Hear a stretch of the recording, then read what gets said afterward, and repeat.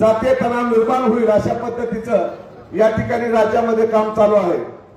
म्हणून दादा आमची विनंती आहे, हे जे शासनाने घातलेला घाट आहे उपवर्गीकरणाचा, त्याच्यासाठी ते उपवर्गीकरण म्हणजे घटनेमध्ये ज्या पद्धतीची तरतूद आहे त्याच पद्धतीचे काम येणाऱ्या काळामध्ये व्हावं अशी अपेक्षा आहे।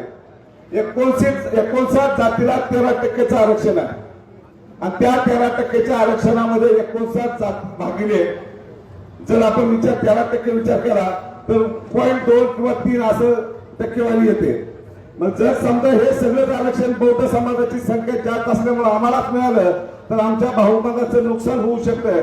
म्हणून माझी विनंती आहे दादा, की उपवर्गीकरणाचा जो विषय आहे तो आपण घ्यावा अशी अपेक्षा आहे।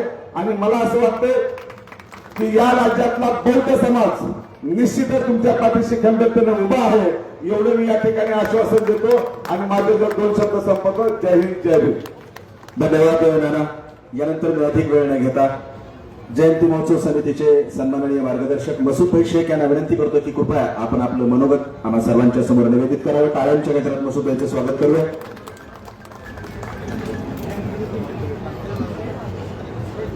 भारतरत्न डॉक्टर बाबासाहेब आंबेडकर यांच्या 135व्या जयंतीनिमित्त आज एक विशेष कार्यक्रमासाठी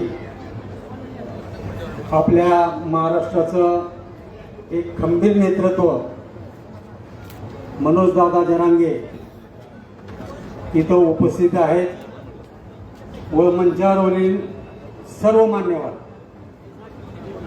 डॉक्टर बाबासाहेब आंबेडकरांनी भारतीय संविधानामध्ये